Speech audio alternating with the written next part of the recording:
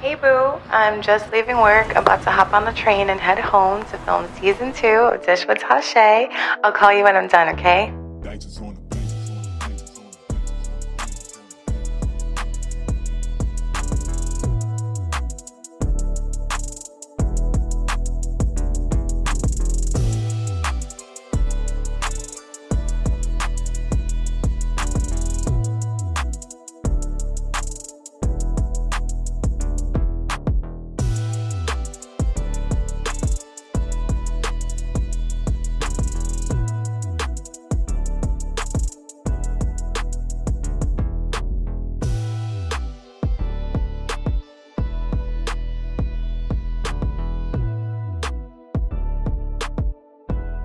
Thank you so much for tuning in to another episode of The Dish with Tashaè, where we get to the dish after the dish. And I hope you are feeling good because you deserve to feel good. Joining me today, I have the beautiful, the vigorous Tangina Stone, everybody. Thank you so much for joining me. Thank you for having me. Tangina is the true definition of an artist, singer, songwriter, someone who truly shares a piece of herself into her music and gives the listener something real to feel, which I find very admirable, by the way. So thank you so much for coming. I'm so excited. Thank you for having me. Oh, that made me feel so good. I'm glad. You deserve to feel good. Thank you. And today we are at District Saigon, my favorite place to have pho and Astoria and Vietnamese food. Do you like Vietnamese food? I love it so much. I'm very excited about this. I hope y'all can really see it. They will. Yes. I'll make sure. You'll make sure, exactly. So do you want to introduce what you're having? I'm having the brisket pho, aren't I? Yes, this has brisket in it. And I'm having a Singha beer. And dumplings. And this looks like some really delicious, like garlic chili oil as well. Yeah. Yeah. We got some Pellegrino. We got some Pellegrino as well. Yes. So I got beef pho, and I also got some shrimp inside of here. We got taro fries with chicken wings. They're in there somewhere buried. We're about to get to it. And I also got some crispy spring rolls. Spring rolls. Crispy shrimp. Those look so spring good. rolls. Yes. And so, I love me a good lychee martini. So I got me a lychee, and let's cheers to this.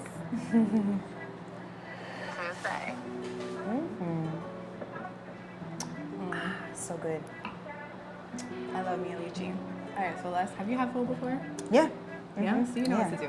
Yes. Usually I gotta help people dress it up, but all right, let's dig in. Let's do it. I mean, I'm like, do you have a specific strategy that you go with? Well, I like a lot of hoisin sauce. Me too. And sriracha. People are like, I don't like pho, but you have to really dress it to your liking. It's so good.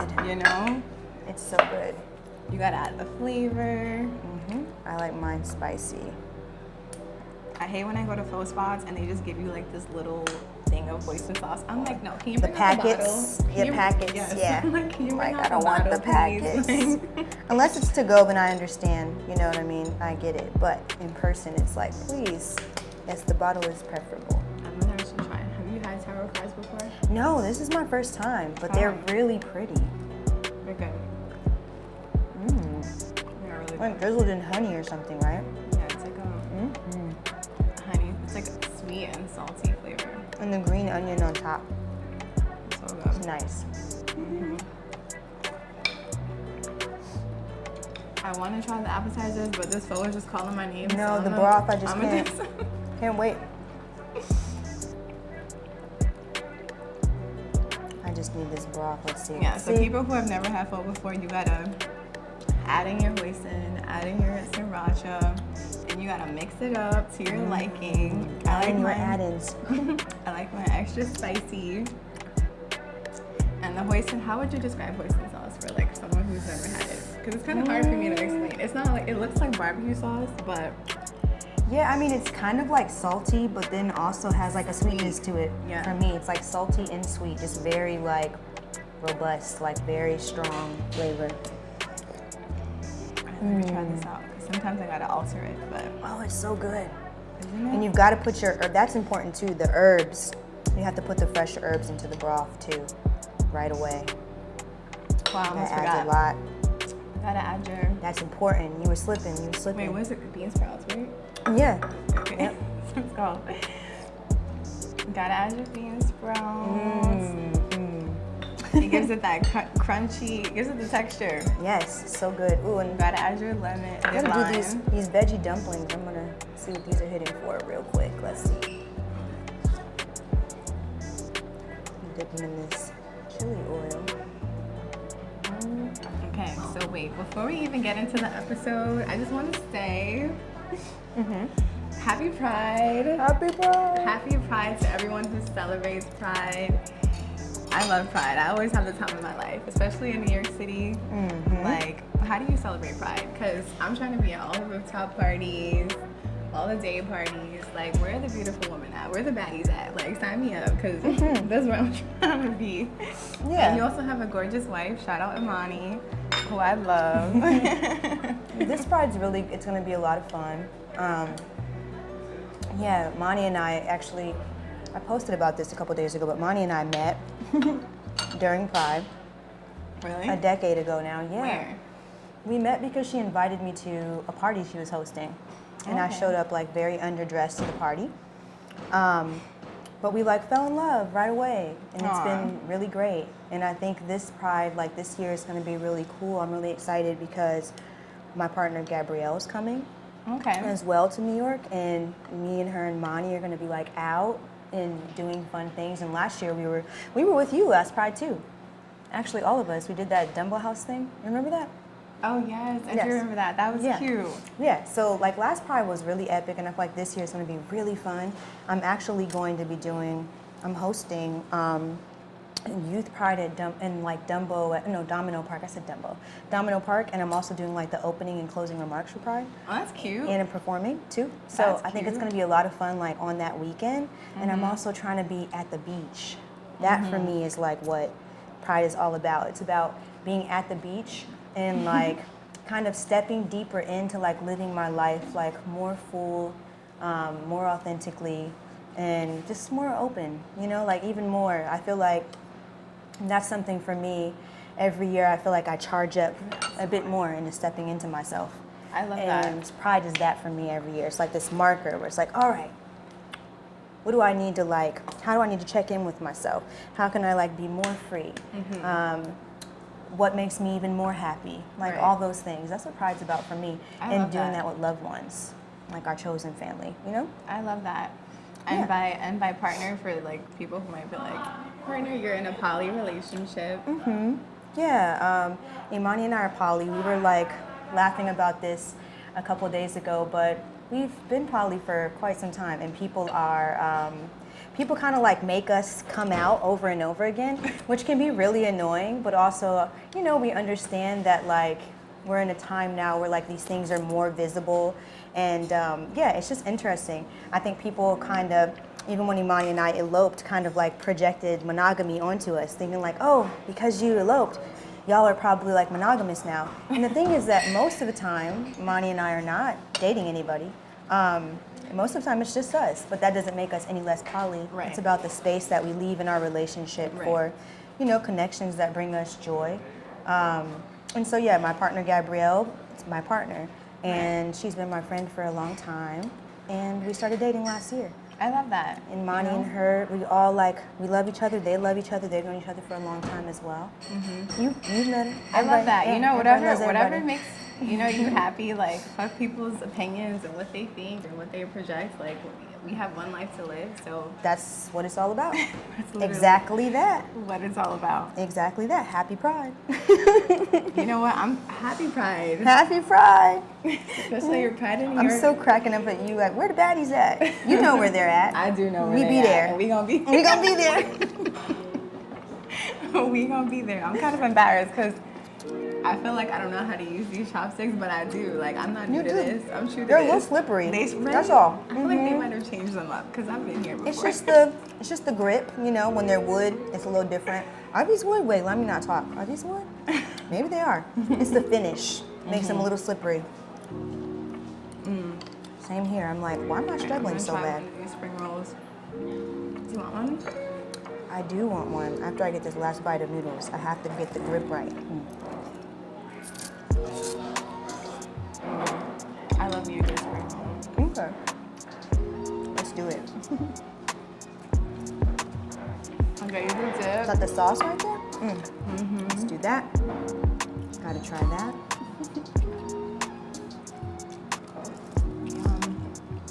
Alright, so I wanted to have you on the show today to talk about your journey, you know, as a singer. So I know that you're born and raised in Ohio, right? And like moving to a city like New York to chase a dream, it takes a lot of courage because it's like a risk. So what motivated you to do that? Yeah, it's definitely a very intimidating thing, and I definitely I moved here when I was 18 years old. I would not recommend that. 18? 18. Really? And it was really hard. Growing up in Ohio, I was a kid that always sang, always made music, always wrote songs, and when I was a kid, I would always you throw tantrums and you threaten to do things like, I'm gonna do blah, blah, blah, blah. I'm gonna go this place by myself. I would get upset and say, I can't wait until I can move to New York and be a famous superstar singer and never talk to you guys again. That's how it was when I was a kid. I get so mad. I'm crying. And frustrated with people not understanding me. And just, that was my thing. And I remember Mariah Carey doing her tour of her home, and I was just like, oh, New York. So when I was a kid, I don't know, there was never a place that I saw myself more than New York. Right. And it's funny because I grew up actually in Ohio, and I grew up part of my childhood in North Carolina. But as a kid, I never aligned with Ohio. I never got down with it. Never got down with the below zero winters. And so there was a lot of motivation to get up out of there. Being an artist and being queer and knowing that since childhood too. It was very important to me that I, at some point in my life, got to go to a place where I could really be myself. Right. And where I could pursue my music and my art full time. You know what I mean? That was always the goal. So music was the motivator for me. And so I got into college in New York, and that was my ticket out. I didn't actually want to go to college, but it was this is the way to get out. That's how you got here. So I'm in high school, I'm I gotta get the best grades, gotta get all the scholarships, I need to graduate top of my class, I need to really do it. You know what I mean? And it was everything. I was doing doing poetry slams, and I was in plays and just music and all these things, establishing myself as a creative there so that people would be behind my journey when I came to New York, and that's actually what happened. And so when I got here, I knew one person in this whole city. And I think one of my biggest accomplishments, one of the things I'm most proud about, in my life now, especially as we come up on Pride, is the fact that every relationship I have here, I cultivated myself. I've built all these connections myself, and we talk about chosen family all the time.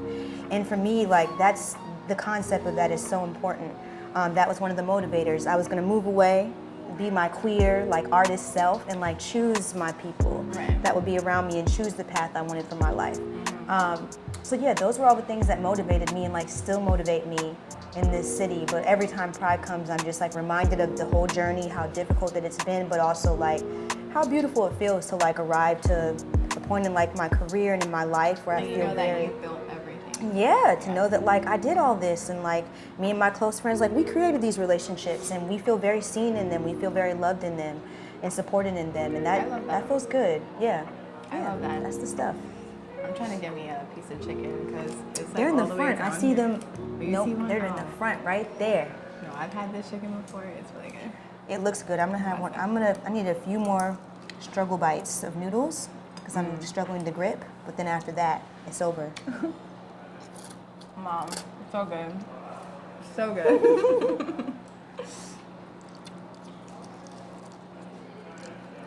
This is the best job ever. So good.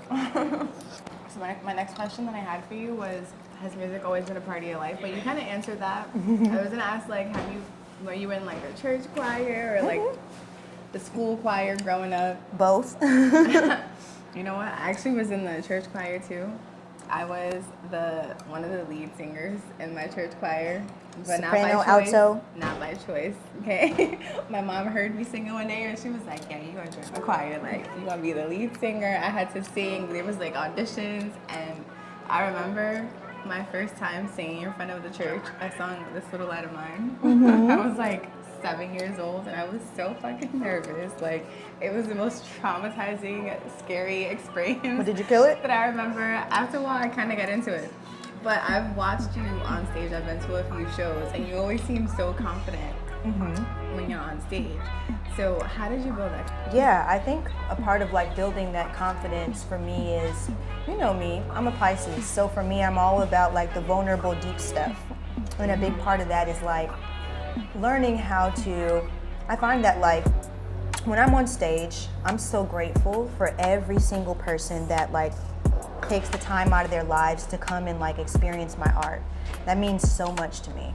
And it means so much to me that I'm willing to like be uncomfortable, you know what I mean, with people. Yeah, and I find that, you know, even if I'm on stage and make a bunch of mistakes, people appreciate like my openness and my vulnerability. So for me, it's really about just, when I go out on stage, I make an agreement with myself and I'm gonna like let it all out, you know what I mean? And I think that creates a very like a bonding experience where people tend to respond to that by also like being vulnerable with me enough to like experience what I'm talking about, what I'm sharing, and it just becomes this connection. And so there's a lot of comfort in that for me. But to answer your question about nerves, yes, I do get nervous. And the times when I get nervous actually are when I'm in an environment where I can't make that connection with people. You know what I mean? When I can't make that connection, so sometimes it's like, if I'm performing and it's like a sit down thing, I don't enjoy that because I can't let people come closer to me so that we can actually connect. I don't like enjoy the really vulnerable, the really intimate, like smaller shows. Smaller shows actually make me nervous. Really? Yeah, bigger shows, the more people, the more comfortable that I am. But when it gets like really small and I can like actually see you and make too much eye contact, that's the stuff that makes me get like, ooh, you know? That's the stuff that makes me actually nervous. But I think just years and years of like trial and error, and just be, you know, learning to like not be afraid to make mistakes and understanding that at this point I've like crafted a fan base at least of like people who like show up for me. We've created a space together where like it's okay to be vulnerable, it's okay to make mistakes, and let's just vibe and like enjoy each other. So I prioritize that now with my live shows more than anything. The fact that like I know that people appreciate this vulnerability and maybe they've had a long day at work and like we can just sit here and be vulnerable and like let it out together, so, and that feels good. So basically your confidence comes from like you being able to connect with the audience. Yeah. That's interesting. I've never really heard that perspective before, but yeah, I think that matters to me a lot, like being able to connect authentically with people. You know, that's what it is for me. I think people treat shows like just a performance, and it's like I'm not giving a persona on stage. Like I'm being who I am. Who you are. Yeah, that way if I'm like ever off, like this is just me. It's not like I'm out of character. You know what I mean? Right. You gotta try one of these. Yeah. The wings?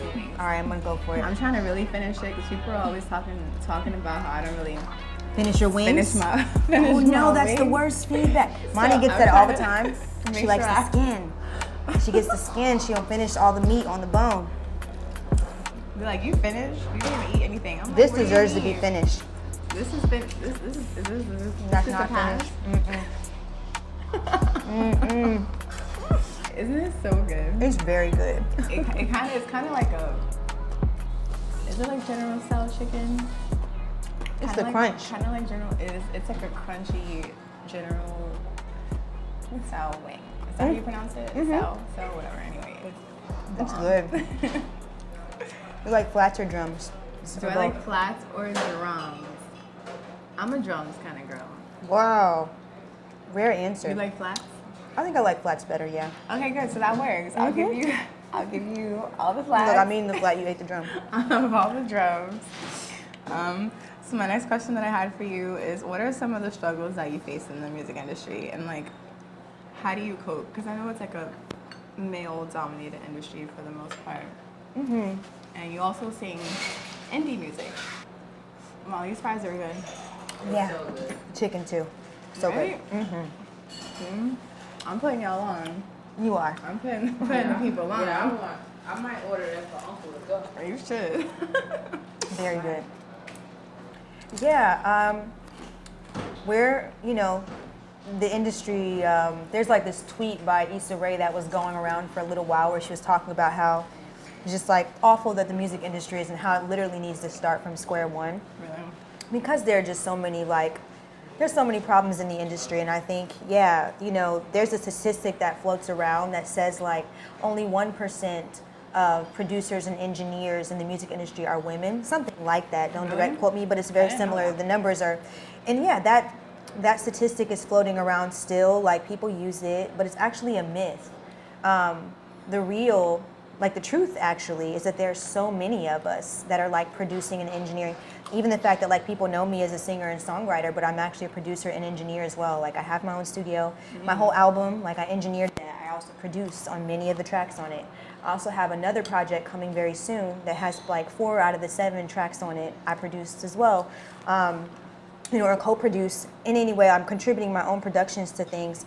And the reason why people don't like know this about a lot of artists, because there are a lot of us who do it, is because we're erased. Because the industry is very like set on like keeping the standards in place and keeping like the old guard in place. And like, you know, taking away like the things that we need to continue on. And so I was actually having a meeting before this about the fact that so many of these industry standards, it's an important time for all of us to like challenge these things. You know, for instance, we talk about like net 30. That's a thing like in the entertainment industry in general, people get like paid net 30, which I don't think is ethical, because how, you know, how can you like do work and, you know, net 30 can easily turn into net 60 or 90. What's this net kind 30? Of stuff. Net 30 is like when you get paid. Okay, net 30 who don't know. Net 30 is when you do a job and they tell you that they need at least 30 days to pay you. And so yeah, that kind of stuff just isn't ethical. It doesn't put us in a position to be able to care for ourselves while navigating a very, very like tricky industry. And you know what, it's actually like that in modeling, music. I do like all that stuff. So yeah. Across the board, I think in like entertainment, it can be that way, and it doesn't work anymore. And so, you know, there have been so many seasons of my career where, as like I remember a season earlier in my career where I would make music and I would like write a love song and I would never like give a pronoun to the person I'm talking about. Like I wouldn't say that I'm like singing a love song about a woman because it didn't feel like it was acceptable at that time. And then that became acceptable. You know what I mean? And it became acceptable only if it was for like the male gaze. And then it became a thing where like, actually we're making lots of money off of queer content now. Let's give us all the gay. Let's push it, absolutely. Let's be like extractive and take from like artists who are singing, you know, these kinds of songs, making this kind of music. And so it's just very interesting to like find your footing and like stay grounded in why you like actually do this, why you do this work. And so I think, now I'm at a place where I'm no longer afraid to like critique the industry that I feel like I've contributed a lot to. Like I've been doing this for a very long time now. You know, and I'm a member of the Grammy Recording Academy, which makes me feel really good about being able to like have a say in some of the things that are going on. Grammy Recording Academy. Okay. So it feels good to like have a say, and I love like every year I get to like nominate 2 other people to like join the Recording Academy as well. I love that. Yeah, Check and we you get to out. vote, and it's like that's Check you out. that stuff is really important to me. And I just feel now like very empowered in terms of like I feel all right about critiquing the industry. I feel all right about pushing back against some of the industry standards, because when the standard becomes things that like harm us and like put us in positions where we can't even like take care of ourselves and get paid ethically. I feel like we got to critique it, and you know these standards don't shift unless we like push back against some of them. So I love that. Yeah. I love that. And people like you who like stand up for things that are ethical are important. So thank you. I commend you for that. Thank you. It's beautiful. Thank you for holding space for that. Okay, so do you like your singer? First of all, I love it. Before I even get into the next question, I want to try one of these dumplings because they're just Go looking for at it. me. But I'm gonna let you have one first. Oh no, I had one. I had one. I've been just on this. I've been on this in this bowl. Say less. I've been deep in it. I'm trying to keep it Asian and cute. I'm trying to keep it Asian and cute. You know? Chopsticks are Is doing. that the sauce for it, or is that just? Right. Chili garlic let oil. Let me not be shy. Just Yeah, put it I'm like, it seems like it. Wow, this chopsticks don't embarrass me. We on camera, like we live. Don't embarrass me. Yes. Good things. Good things. Wow, this is good. I like the ginger, a little hint of ginger in it. How do you, so I know like when you're on this journey, it can get very discouraging, especially when you're like giving things your all and then things don't go as planned. I've personally been learning that life is about how you react to things that happen to you. You know, like that really determines what's going to happen next, basically how you cope and react to what's happening. So how do you, what's your biggest motivation? Like what's your why? What is the motivation? Like what keeps you going when things are shitty and you feel discouraged? Like what motivates you to keep pushing on this journey?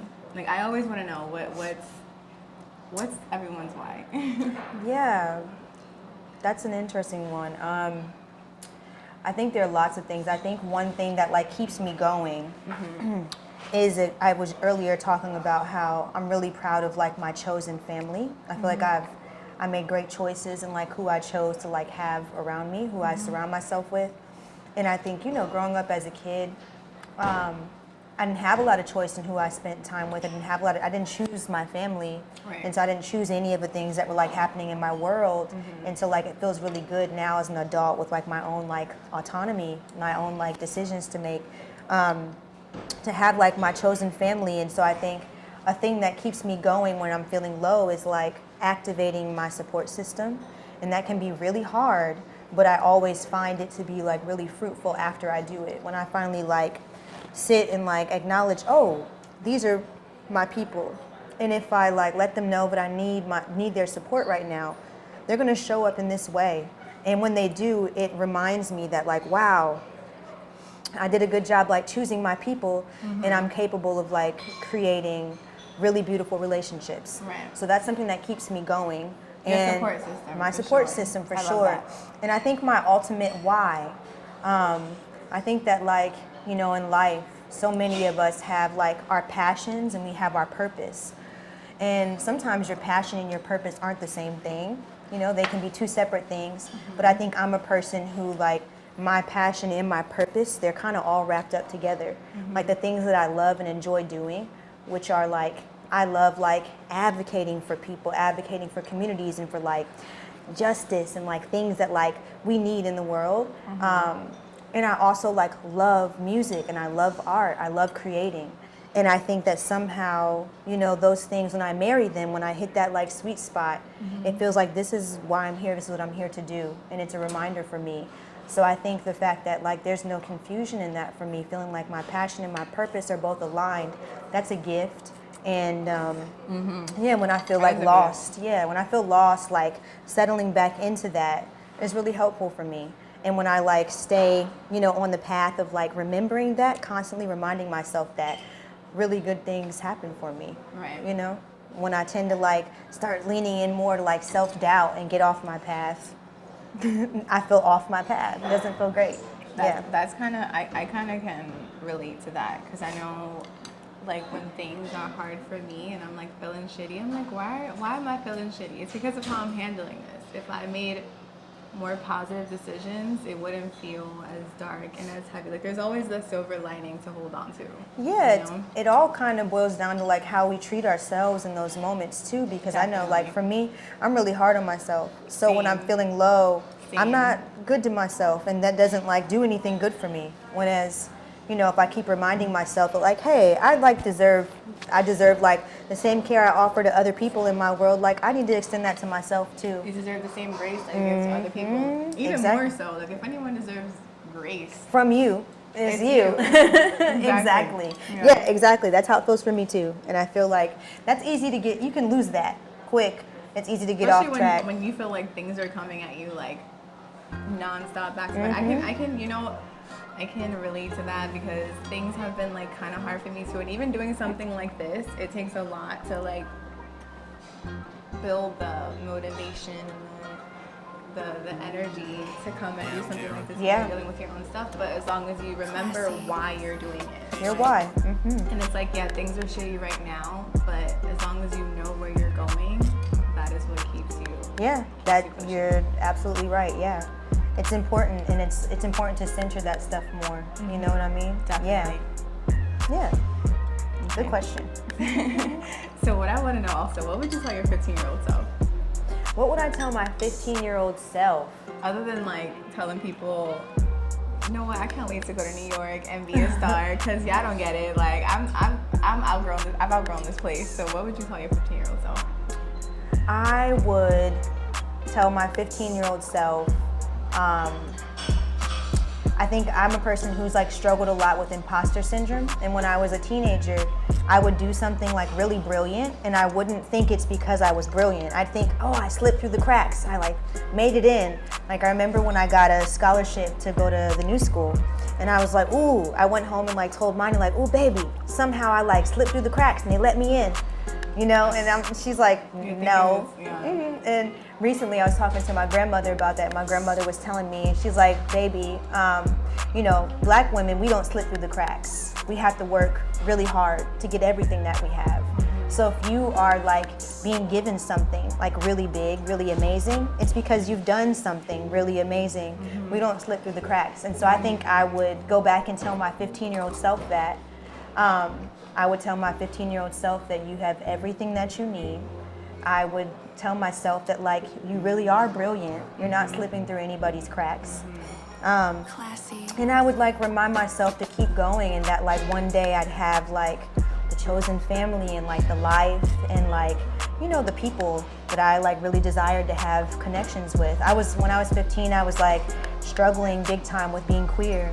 And so I think I would just affirm myself a lot in that way, reminding myself that like help is on the way, community's on the way, you know? It's all gonna work out. It's all gonna work out. Even though things feel like shitty and dark right now, it's all Exactly. gonna work out. All that. I love that. I love that.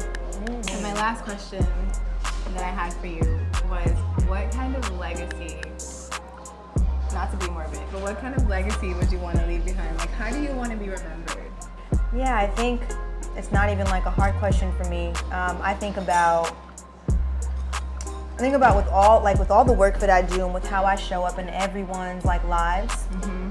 Everyone who knows me, everyone who experiences like my music, whatever way that like people experience me. I want people to like. I want to encourage people to be more vulnerable, to be more compassionate and like kind to each other. And I'm a person who, you know, if anyone that wants to like be in my life, the entry is that you have to be like a person who's capable of like centering softness and kindness with me. It's like those are principles that like I require to be in community with anybody. Right. That's the life I want for myself. And so I think if I was out of here, I want to be remembered for like being a person who centers that and kind of like I want to model care, you know, like the kind of care we need that sometimes people are afraid to ask for, you know? Yeah. Like I hope that like as I get older, I continue to lean more into like asking for what I need in those ways. Asking for help. Yeah, asking for help. And I want, as I like continuously like do this work, like I want other people to like, you know, do that with me. And like, I hope that when people think of me, they remember that. Yeah. Like, let me ask for what I need. Let me lean into all the mushy gushy vulnerable stuff. Like, that's how I want to be remembered. And it's funny because that used to be a thing that I felt like was a flaw about me. I used to feel like, I'm too intense for people. They can't like handle it. But I think now, and I've heard that from people, like, you're too emotional. And that's not, all that stuff, those are lies. And I think that, these are deep ends. I'm not interested in like any of that surface stuff. And so I want to be remembered as that kind of person who like encourages it. I think I would definitely remember you as someone who's always been open to like having deep and like mindful connections. Like even if you've just met someone, you're always like wanting to know like, who are you? You know? Yeah, I'm curious about like everyone, and I just think that kind of stuff is important and below the surface. Like, below the surface. Yeah, I can't do the surface. And that's what I was saying. Like, that's what I was saying, and that truly transcends in your music because I feel like you really share part of yourself in your music. And I think that's what's really beautiful about artists. You know, that's what I was saying. You're like a true artist because you really can feel that you're sharing a piece of yourself in your music. So thank you, love. It's really beautiful. I appreciate that. I love it. Yeah. Well, then I'm on par. I'm on track. Definitely. Definitely. Yeah. All right. Well, that conversation was very necessary. That was great. So those are good questions. We gonna finish this up, and then we're gonna head over to the fun part. Okay. Guess This that was movie. fun. I'm like, this was fun too. Yeah. We're gonna head to the even more fun part, and we're gonna get into guess that movie. sounds good. So hope you're ready to get into your acting bag. I'm ready. All I'm ready to right. act. Yes. Let's perform. Let's do it.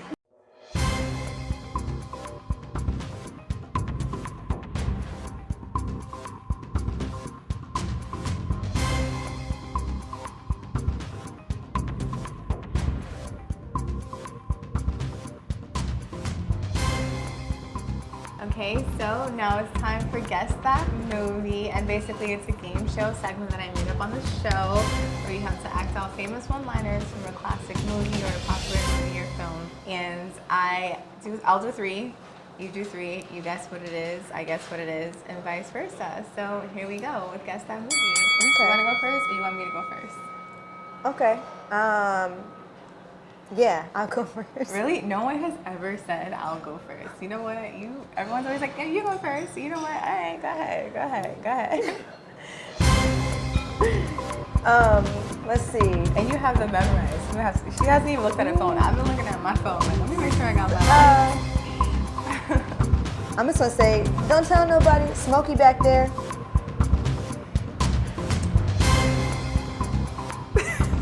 Wait, give me a clue. Give me a clue. Give you a clue? Let's see. Smokey as Monday, in Tuesday, Wednesday, Thursday. Smokey as in Smokey Robinson. No. Ciao. Monday, Tuesday, Wednesday, Thursday, Saturday. You know what's crazy? I made this game up and I always lose. I have not won a game yet.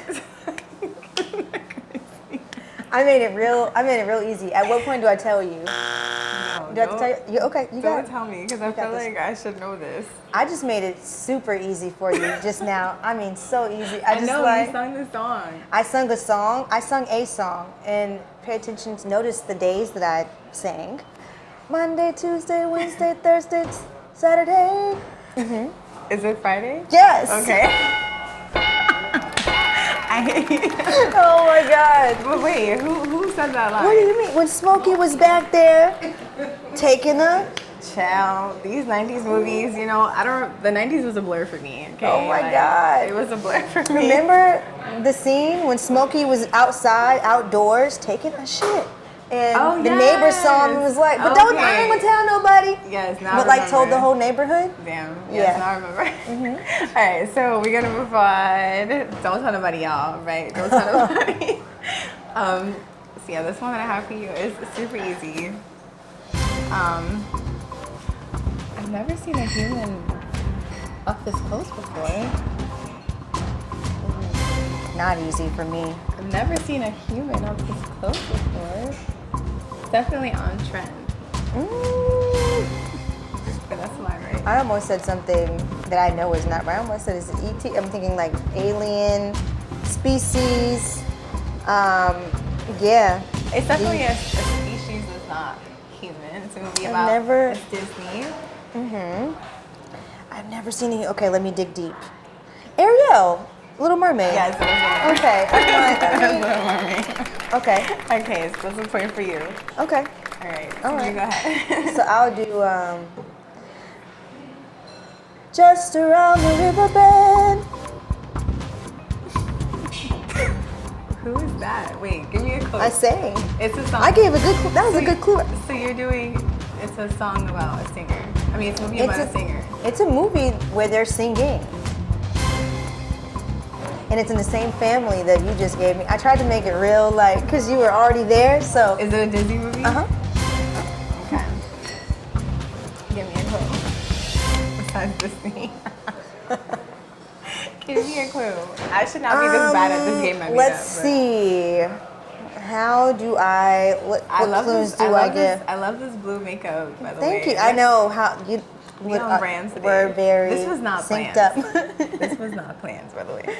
I'm trying to figure out how. I mean, I'll give too much away. I feel like a clue will just give because that was a lot to give away. I gave you good clues. I know, but I gave you the same clue, which is it is in the Disney family.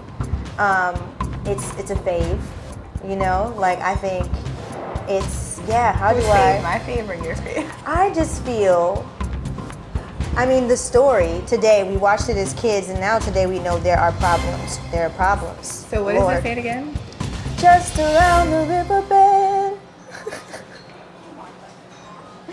She's exploring in the woods, and there's a river. Okay, wait. Is it Pocahontas? Yes, there we go. Okay. Okay. So let me see my next line. I was like, you know what? I was like, I was thinking I should do like movies that have like singing in it. Uh-huh. All right. All right. Now you listen to me, okay? I made you. You were nothing before you met me. And you ain't never gonna be nothing without me. Okay. I was probably wrong. Is this Players Club? No, it's not Players It's Club. not Players Club. It's Isn't that? Let me do it again. Let me do it again. Let me do it over. Now you listen to me. I made you. You were nothing without me. You ain't never gonna be nothing without me. Is this The Temptations? Are you? No, that's good because it's kind of. It's close. It was given Eddie Ruffin. I mean, not Eddie Ruffin. It was given, where am I? This one beer. David Ruffin. I'm talking about Eddie, mixing up Eddie Kendricks, David Ruffin. It was given David for a moment. Okay. I'm gonna tell you because we got 2 times already and All it right, was wrong. okay, It was cool. wrong, so And yeah, wrong and strong. it Okay. was. What's love got to do with it? It's like Wow. Wow. How did I? It's very close. I mean, the attitudes were very similar. It's So that's why I read David Ruffin for yeah, sure. that's what I was saying. I was like, you're on brand. You're on brand. Let me see. I'm gonna give you one. Get your shit. Get your shit and get out. Okay, this is I know the name. It's Angela Bassett. I'm trying to think of the name of it, but she's throwing him out. She sets his car on fire. What is the name of the movie? You got it. You're supposed to tell me the name. You have all the context. You got it. You got it. You know what? I've done this movie before on another episode, so I can't remember the name right You now. got it. I Hold know on. you do. I have all the faith and confidence. I'm Right now. waiting. That was another hint. Oh, Waiting to Exhale. Yes, there we go. Waiting to Is Exhale. there a bonus round? Do you want to do another one? Yeah. Make money, don't let money make you. I don't have a 4th one for you, but make money to let money make you. Obviously a black film.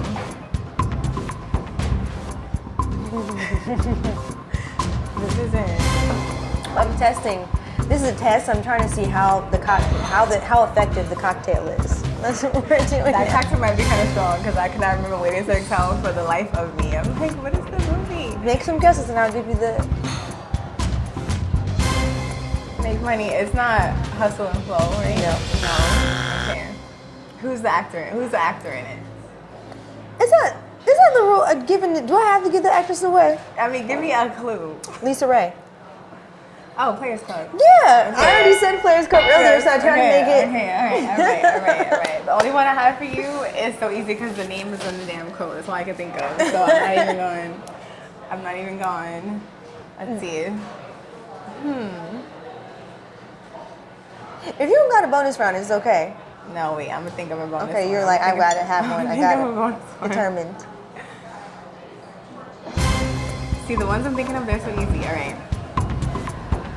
Who knows? Maybe not. Experiment 626. That's not. I don't know what that is. I have no idea what's going on there. 626. This is experiment 626. 626. No, that number's not. That should have ringing gave any it bell. away though. No. Let me see. It's Disney. It's Disney? What? Experiment 626. So it's like labs, technology. Okay. What, Toy Story? I don't know. I'm thinking like it's giving something Buzz would say. It's Lilo and Stitch. Lilo and Stitch. Oh no, I was not getting that. Yep. Lilo and Stitch was a moment for me. I was You know they're still making the stuck live on. action for that? No, I didn't know that. That's exciting. I know. But it was just a moment for me. I wasn't as like much of a stan as a lot of other people were. Okay, that's understandable. Yeah, But that was I was fun. stuck on the classics. That was great. That was fun. I had a great time. Thank you so much for coming you for on having the me. show. And this is a very meaningful moment for me because Yes. I love pho. So the viewers, I hope you were at the very least inspired, motivated, and entertained. And we'll see you guys next time. Bye. Bye. That was good. Oh, you're like doing, okay, this is. Now I'm pulling out grandpa moves. Okay. Literally pulling out the grandpa moves. That was good.